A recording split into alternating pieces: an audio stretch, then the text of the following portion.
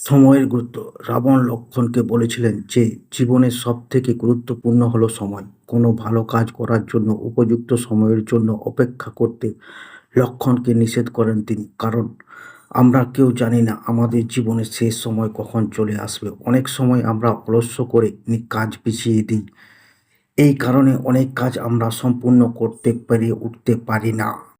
কখনো নিজের শত্রুকে দুর্বল ভাবার ভুল করতে নেই বলে লক্ষ্মণকে উপদেশ দেন রাবণ। এই ক্ষেত্রে তিনি নিজের উদাহরণ তুলে ধরেন। তিনি প্রথমে বানর সেনাকে নিয়ে লঙ্কা আক্রমণ করতে আসা রাম ও লক্ষ্মণকে দুর্বল ভেবেছিলেন, আর সেই ভুল তার জন্য প্রাণঘাতী হয়ে যায়।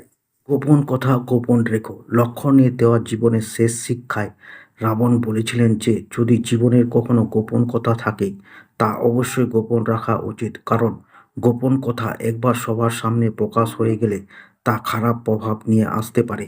তার অমৃতকুণ্ডের গোপন সত্য প্রকাশ পেয়ে যেতেই মৃত্যু হয় তার।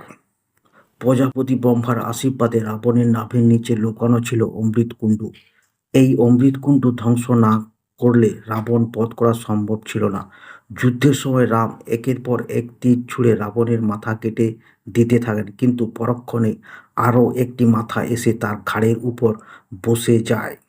কিভাবে রাবণকে হত্যা করে সম্ভব তা যখন রামচন্দ্র ভেবে পাচ্ছেন না, তখন বিভীষণ তাকে রাবণের অমৃতকুণ্ডের রহস্যর কথা বলে দেন। তারপরেই প্রথমে এক তীর ছুঁড়ে রাবণ অমৃতকুণ্ড ধ্বংস করেন রাম। এরপর দ্বিতীয় তীরে তাকে বধ করেন।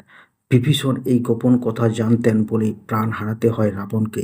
এই কারণে নিজের গোপন কথা কখনোই কাউকে বলতে নিষেধ করেন রাবণ।